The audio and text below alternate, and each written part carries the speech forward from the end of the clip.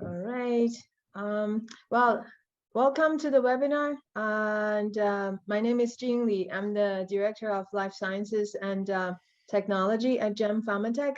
I have my colleague Steve Smith on with me. Steve is the speaker for today's webinar. So without further ado, I'm going to give a short introduction to Steve, and then Steve will share the webinar with us right after. So Steve is a research scientist and a business development professional with over 2 decades of experience in biotech drug discovery and business development. He has designed and conducted research in therapeutic areas spanning oncology, metabolic diseases, neurodegenerative diseases, inflammation, and immunology. He has also built in vivo and in vitro systems for disease model research. Prior to GEM Pharmatech, Steve has led the business development as Gliologics, which was acquired by Zogenix. And then he returned to the bench to lead the development of models for exploring new therapeutics. Steve has a PhD and a Master's of Science in Microbiology from North Carolina State University. His bachelor's degree is in biology from Baylor College. Today, Steve is going to share with us the most recent data on one of the newest disease models we have developed.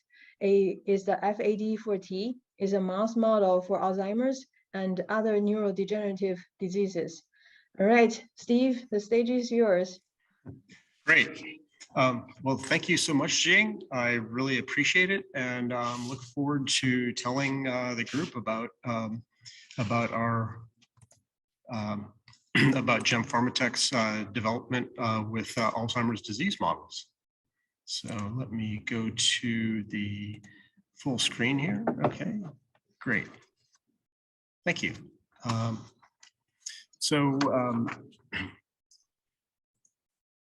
With GEM Pharmatech, we have a very large collection of genetically modified mouse models, and in particular, we're for this audience and in my scientific interest, we have quite a few models of neurodegenerative disease, including the newly developed FAD4T model that I'll be discussing today.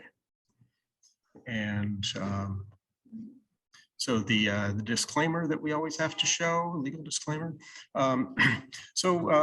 Alzheimer's disease, very important and crucial disease, primarily affecting older, middle-aged, late middle-aged elderly people.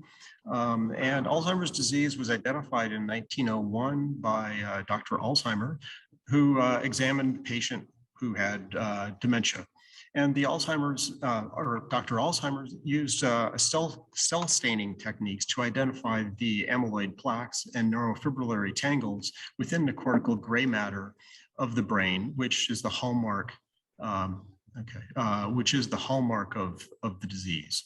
In 1906, with his continued pathological research, he linked these pathologic findings with the clinical symptoms of presenile dementia. Alzheimer's disease is a central neurodegenerative disease with plaque accumulation, tangles, and a shrunken brain. In 2015, there were over 46 million people with Alzheimer's disease worldwide, more than the population of Spain, as an example. The number of human patients is estimated to increase by nearly threefold by the year 2050. The total estimated worldwide cost of dementia in 2015 was over $800 billion, becoming a $1 trillion disease by 2018 and anticipated to rise to over $2 trillion by the year 2030. If dementia care were a country, it would be the world's 18th largest economy, more than the market values of many very large successful companies such as Apple and Google and others. Alzheimer's disease is the most common form of dementia, and it does not have an effective treatment at this point. As symptoms worsen, individuals must rely on caregivers for their daily needs, resulting in serious social as well as financial burden. The graph on the left you see right now shows the increase in costs on patients and their families due to neurodegenerative diseases, nearly tripling from 2010 to 2030. On the right now you see that you can see that the single largest cause of neurological disease is Alzheimer's, of all of the various neurodegenerative diseases, followed by traumatic brain injury, stroke, epilepsy, and chronic pain, and Parkinson's. Okay.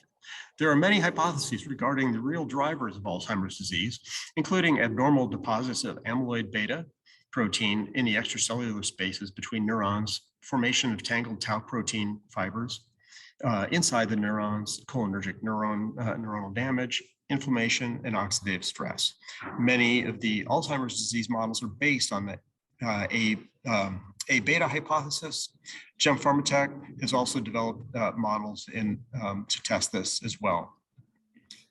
There are primary drivers that are known drivers of Alzheimer's disease, including mutations in APP, PSEN1 and 2, ApoE4, and TREM2, but also many other mutations and mutant loci that are involved in disease.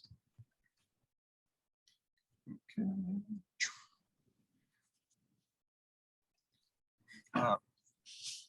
APP has amyloidogenic and non-amyloidogenic pathways that it's involved in the body. In non-amyloidogenic pathways, soluble APP alpha is generated from the cleavage of APP by alpha secretase. Here we go. And it shows biological functions in growth regulation and neuroprotection. In amyloidogenic pathways, APP is cleaved by beta secretase, base 1, and gamma secretase, forming A beta. In a healthy brain, the A beta 40 peptide is degraded, but in Alzheimer's patients, the A beta 42 peptide fragments accumulate, forming insoluble plaques. And these plaques, well, totally insoluble, and they catalyze formation of additional molecules coming together. In patients with many of these mutations, here on the right, you can see within the APP, there's mutations known as the Swedish mutation at 670, 671, then also Florida mutation, London, and Indiana mutations. And in humans, these are the most common mutations driving disease.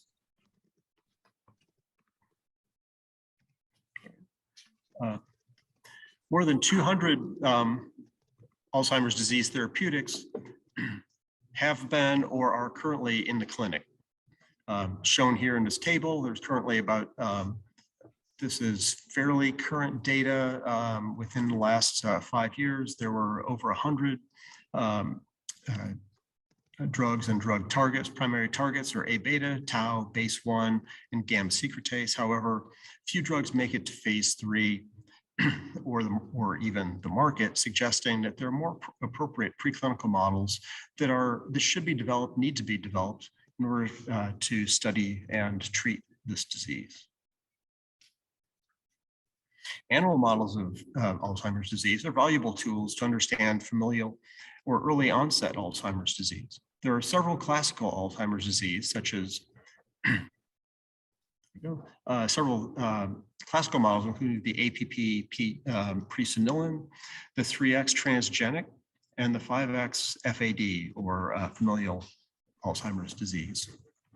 These various models have a range of and combination of human mutations resulting in disease in the mouse models. So Pharmatech realized some of the pros and cons of these mouse models, and with that knowledge and with the ability to efficiently generate genetically modified mouse models with precise mutational strategy, they've generated the FAD4T mouse model, and to really explore Alzheimer's disease in new directions.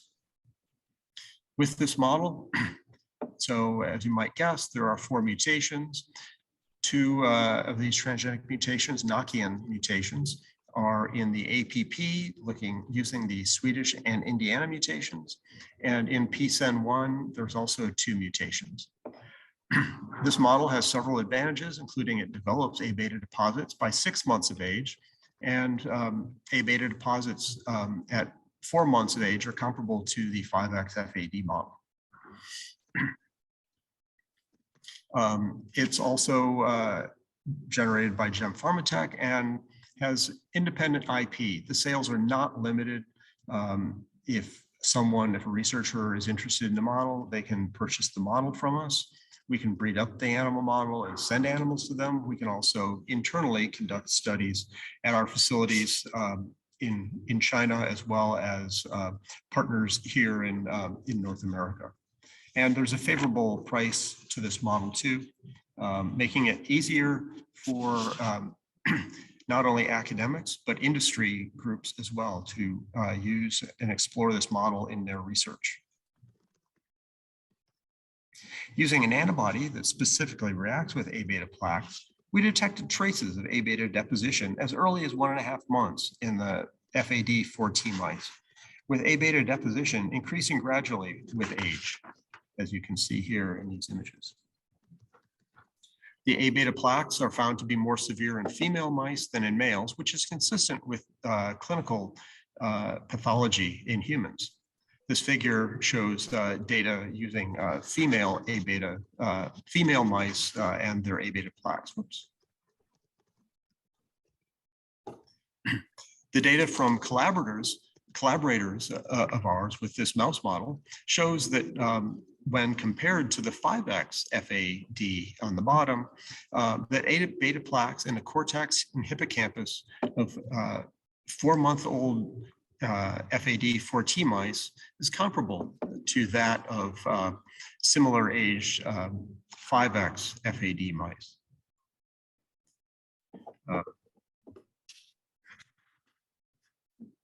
Oops. Astrocyte activation was detected in FAD4T mice at 2.5 months of age, and significant glial hypoplasia was observed at 7 months of age. The novel object recognition task is based on the natural tendency of mice to investigate novel objects instead of a familiar one. Mice were first given 20-minute habituation with no objects in the open field, and then a test phase consisting of 2 trials beginning 24 and 48 hours later. In the first trial, 2 different objects were placed in opposite corners of the open field. And then the mice were allowed to explore them for 10 minutes. And then 24 hours later, one of the objects was replaced with a novel object, and a mouse was again placed in the maze for 10 minutes. The mice either explored the novel objects for a longer time, indicating memory of the familiar object, or exploration of the novel and familiar objects for the same length of time, indicating a lack of recall, lack of curiosity, or lack of memory for the familiar object present during the initial phase. So you can see that there were changes, slight changes in the animals, with a bit more of a disagreement between wild type and the FAD4T animals in the female mice.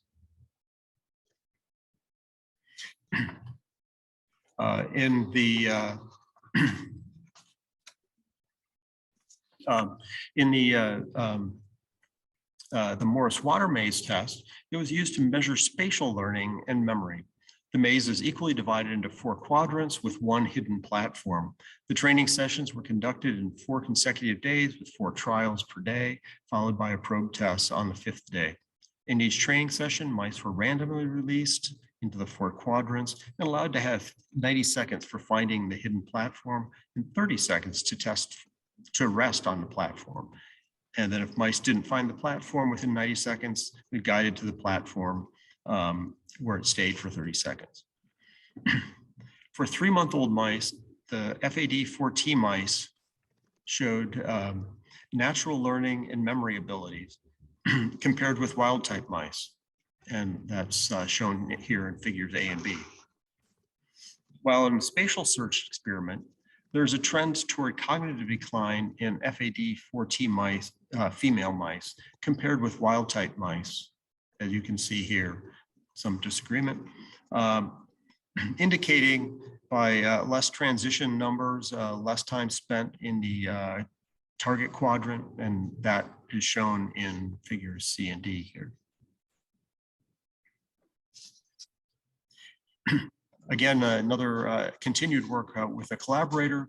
They found that mice that were subjected to a learning paradigm of the water maze, Morse water maze for 6 days, followed by a probe trial on day 7. In each training session trial, mice were randomly released into the water from 2 quadrants of the pool and allowed to have 60 seconds for finding the hidden platform, 15 seconds to rest. As shown in the learning sessions, the female and male mice displayed significantly longer latency, indicating the FAD4T mice were impaired in their spatial learning capacity. In the probe test, the number of crossing platforms was decreased significantly in the female FAD4T mice. These results indicate 5-month-old FAD4T mice have spatial learning and memory impairment. Cognitive deficits were observed in FAD4T mice in both males and females, and with the actual moving distances, and this is conducted using an open field test. In the moving distances, the wild type and the FAD males had similar moving distances as females, and the velocity, the speed at which they're moving when they're roaming around, was similar. However, the time spent in the center, which shows that they are they do not possibly have fear conditioning, is very different in the both males and females, and the time in the center area, again, so time in the center was similar, or was dissimilar in the FADs. In a test looking at therapeutic efficacy of a experimental drug that's in the animals, tests were done at a low, medium, and high dose. So there's, as you see on the x-axis, each examination looking at over time, over training time, that the animals were not, regardless of how much the treatment was, they were not reaching near what the control wild type animals were as far as escape in their movement in their cage.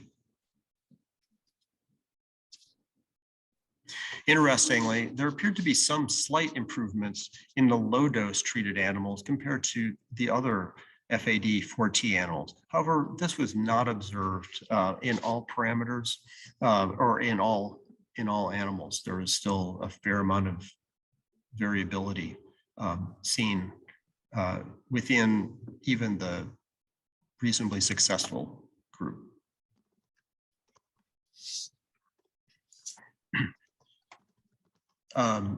In this table compares the disease physiology of the FAD4T mice with the APP PS1 animals, the 3X transgenics, and the 5X FAD models, just looking at the deposition of A-beta plaque, the neurofibrillary tangles, behavior with the mutations that are present that drive disease in the models.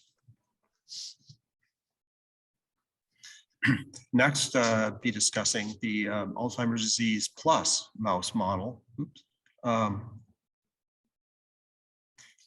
Chromosome 1 consomic strain, and with and these are new models to explore Alzheimer's disease pathology and other neurodegenerative diseases, and explore therapeutic efficacy with these mouse models. The Alzheimer's disease, the 80+ mouse model, just looking at what is it in the human condition that makes Alzheimer's disease, despite having the same primary driver mutations, why is the disease so much different in one patient versus another? And so just looking around at known genome-wide variation, SNP analysis, and where those are, what genes they are, has had us just looking at, from a basic research standpoint, and considering what we could possibly do to create a new model, unique model that might be better representative of human disease. And so our goal, develop an improved mouse model for preclinical research, and we started constructing a consomic mouse strain of consomic chromosome 1, consomic 1, CSS. And with that, bred with a wild mouse strain, the donor strain, and we selected animals through many rounds of breeding, selected animals that had chromosome 1 from a wild strain and were otherwise inbred mouse strain. Upon initial examination of these animals, you can see that they have somewhat improved movement for both the males on the left and females not so different on the right, with the consomic strain versus the wild strain. When looking in the Morse water maze, looking at platform location crosses, there was some difference in the males. In the time spent in quadrants, again, there was some difference in the males, and the actual speed was about the same for both the consomic strain males and females with their wild type counterparts. When this consomic strain was crossed with the 5X FAD mouse model, and tests were run, interestingly, we saw that the 5X FAD with the chromosome 1 consomic from wild mice actually performed a little bit worse than the wild type animals, and worse than the consomics on their own. So some combination of the 5X FAD and the wild chromosome 1 gene variants altered the behavior and activity in those animals.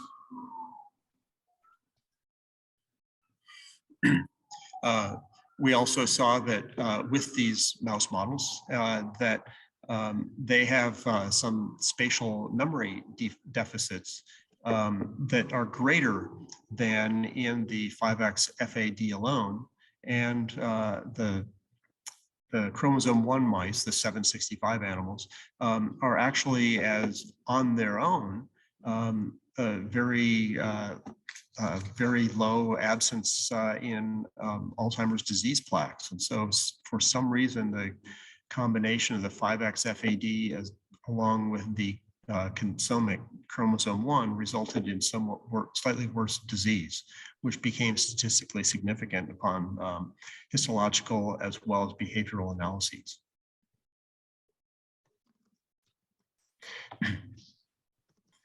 And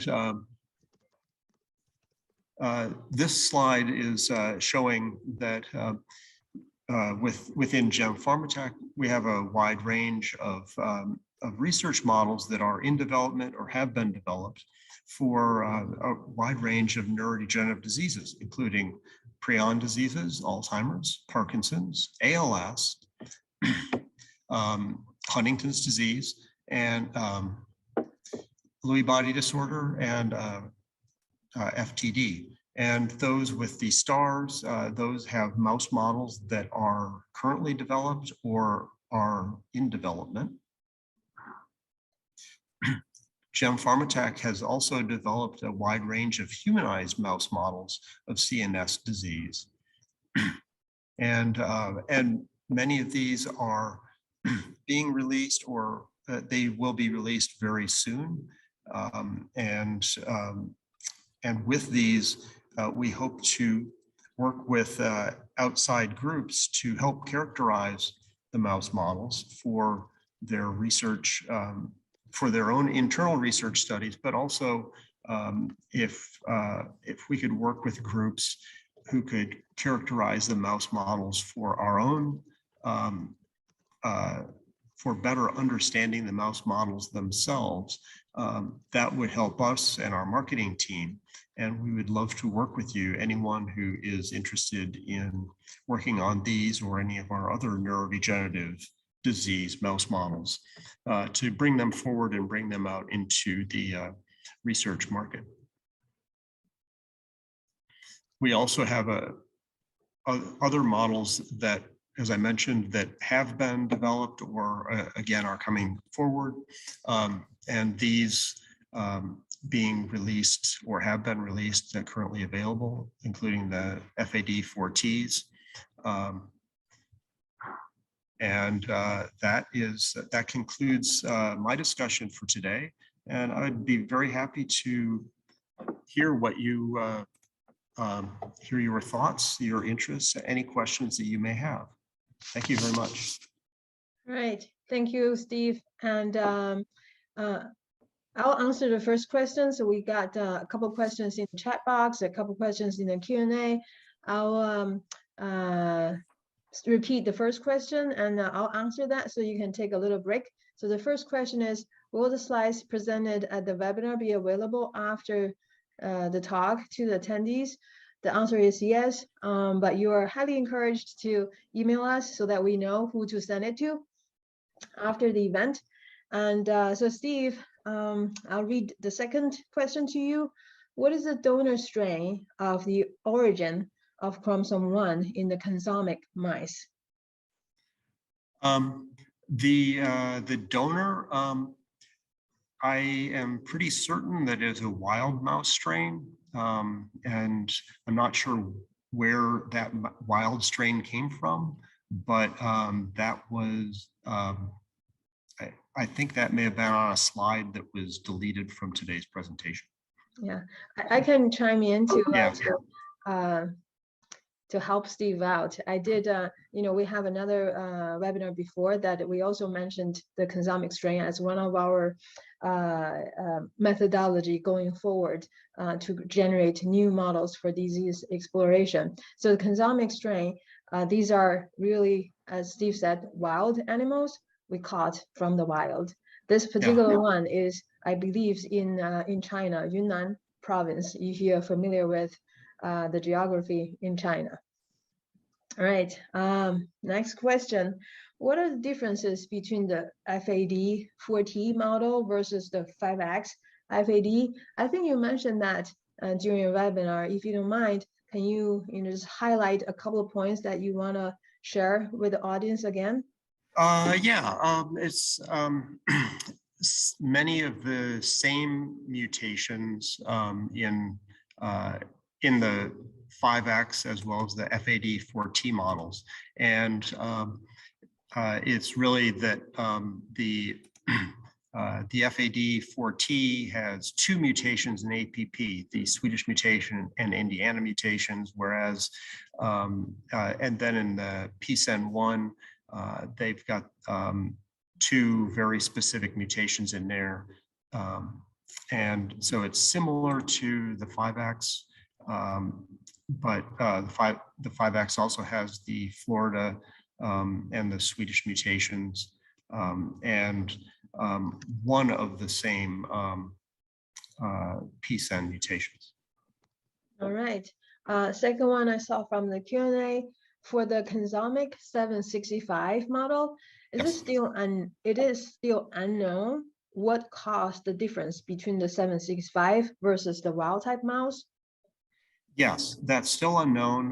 We're doing some work internally.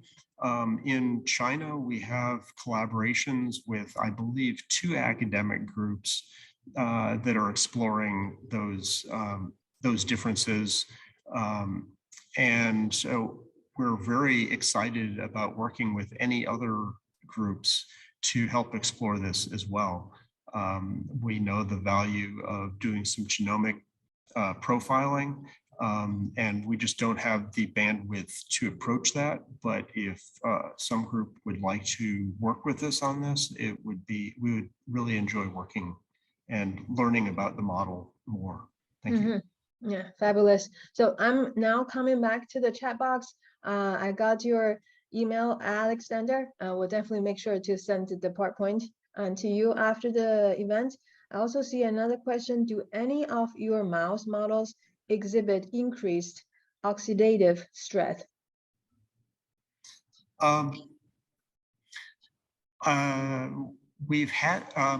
We do have some, but within the KOAP library, there are certainly some models that are designed to explore, for instance, mitochondrial genes or proteins that are important in mitochondrial function, and those could be important for looking at oxidative stress. And then there's a whole host of other models within the KOAP library for looking at oxidative stress and its ties to inflammation. For these neurodegenerative models, we haven't generated any specifically for that purpose, but I'm certain that there are some that would have great application for that. I think this question seems to, tag into the phenotyping of the models. So Steve, you want to share some, more information regarding model co-development that we do? Well, yes, I mean, that's an excellent point that we have certain things that, we have a battery of tests that we're conducting on our mouse models, but we can't obviously come up with the plan for running every study that's out there. And so if you would like to work with us and conduct some specific studies, because you're probably more of an expert at these oxidative stress assays, that would be wonderful. And we would be very happy to work with you. And please email us, contact us, and we'll discuss supplying sufficient animals for you to get going with your research. Great, thank you, Steve. I see a question. I'll read it out to you, and I think we can probably both share some perspective on that. So the question is, are there history slides that are available for immune studies? History slides? I'm guessing, so, Paul, you can text more in the chat box to let us know. I'm guessing your overview at the beginning or your review at the beginning for the neurodegenerative disease area, I think Paul is probably— Oh, histology, okay. Yeah, I can send, with the slide deck, I can send histology, and we have extra slides that didn't make it to today's presentation for histology as well as behavioral assays that I would be happy to share with you and discuss further assays that we've conducted. But still, do we have histology slides that are available for immune studies? I don't believe we have histology slides that are currently available, but we could make some available for you since we have the colony. If that's what you need is just histology, conduct histology, we could send you frozen samples that you could, or preserved samples that you could then stain later, or we could work with you and have, with our mouse models, we could collect some tissue and stain for you. Yeah, so Paul put in the chat box, yes, for target validation. So I think this is really pivoting into a model validation, Yeah, I see model that. Yeah. establishment. So Paul, highly recommend that you let us know your email. You can, put in the chat box as Alexander did, or you can, offline, use our contact us on the website to let us know you talked with us and you want to have further communication regarding the histology analysis with us, and we'll respond to you accordingly. All right, I'll check one more time in the Q&A. Okay, there's one more saying, did you compare weights over time or record grooming behaviors or locomotion in the cage? Any sleep recording? Yeah, there, in one of the slides or a couple of slides, there was locomotion, just looking at the speed that animals moved. I'm pretty sure that we have information on distance traveled as well. So time spent moving, distance traveled, and speed. And in slide I showed, not all of that information could be summarized. And I could send that information to you if you would like that. And I don't know if body weights were captured. In my experience, I certainly would have captured body weights, and I assume that our research team did as well, but I'm not sure of that off the top of my head. I can check on that, or other behaviors. I see grooming, that's definitely something that changes from model to model, and I don't know if that has been qualified or quantified in these animals. I can inquire about that internally, however. Yeah, and I guess sleep recording probably we wouldn't have had, but I doubt it. again, yeah, but again, we can inquire with the R&D team and make sure we don't miss information. Yeah, so let us know or contact us after the event. Right, checking one more time. I don't see any more questions, so with that, I will say we'll conclude today's webinar, and thank you again for joining us, and I will see you next time. Thank you very much for attending. I appreciate it. Thank you for your interest. Bye-bye, everybody. Bye-bye.